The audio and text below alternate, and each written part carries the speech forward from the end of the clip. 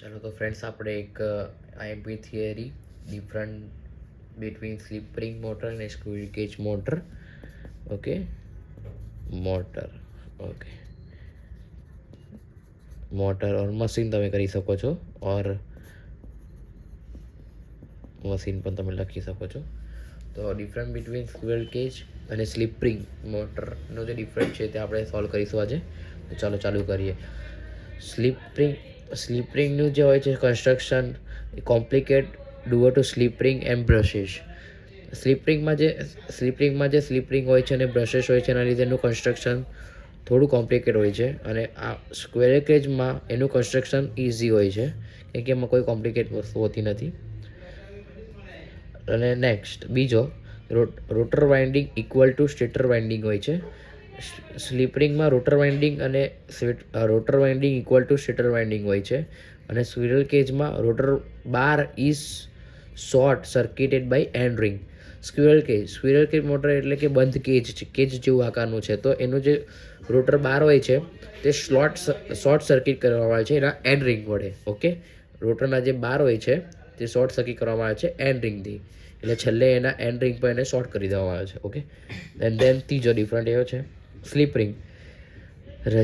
Resistance speed control method is apply to control speed method. આમાં કેવું છે slip રિંગમાં external resistance નાખીને આપણે એની સ્પીડને કંટ્રોલ કરી શકીએ છીએ અને સ્ક્વિરલ કેજ મોટરમાં resistance speed method is not apply. આમાં resistance speed method is not apply. આમાં એક્સટર્નલ રેઝિસ્ટન્સ હોતો નથી તો એને સ્પીડને કંટ્રોલ કરી શકાતું નથી રેઝિસ્ટન્સ મેથડથી.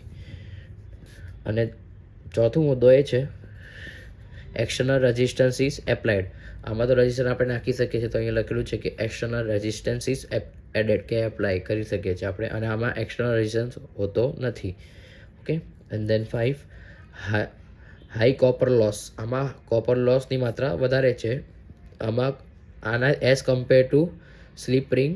સ્ક્વિરલ કેજમાં કોપર લોસની પ્રમાણ થોડો ડાઉન છે, આમાં અપ છે. કોપર લોસ અપ છે, આમાં ડાઉન છે. હવે આમાં લેસ એફિશિયન્સી હોય છે, સ્લીપ રિંગમાં લેસ એફિશિયન્સી હોય છે અને આમાં સ્ક્વિરલ કેજમાં એની એફિશિયન્સી હાઈ હોય છે.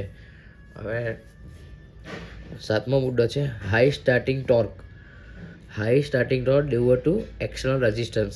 આમાં એક્સટર્નલ રેઝિસ્ટન્સ હોય છે તો જેનો સ્ટાર્ટિંગ ટોર્ક હોય છે એ બહુ વધારે હોય છે અને આમાં લો સ્ટાર્ટિંગ ટોર્ક હોય છે. જેમાં એક્સટર્નલ રેઝિસ્ટન્સ નથી સ્ક્વિરલ કેજમાં તો એનું સ્ટાર્ટિંગ ટોર્ક લો હોય છે ને આમાં હાઈ હોય છે.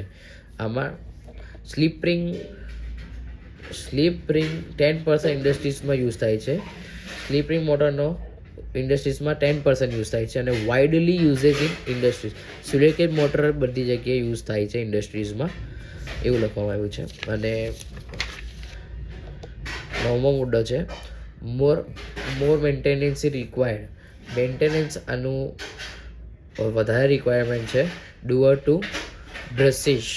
ઓકે, એના જે બ્રશિસ હોય છે એના લીધે એનું મેન્ટેનન્સ વારંવાર બ્રશિસ એના ઘસાઈ જતા હોય છે તો એને બ્રશિસ બદલવા પડતા હોય છે, તો એનું મેન્ટેનન્સ વધારે માંગે છે.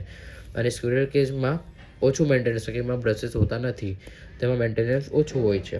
અને costly doer to slip ring. આ કોસ્ટલી છે કેમ કે એમાં સ્લીપ રિંગ્સ હોય છે અને બ્રશિસ હોય છે તો એ કોસ્ટલી થઈ જાય છે. કન્સ્ટ્રક્શન બી કોસ્ટ થઈ જાય છે એટલે કોસ્ટ વધી જાય છે.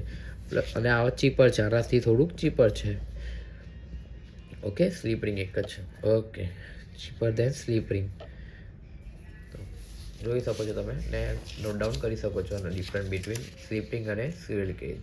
Okay, thank you guys, thank you friends.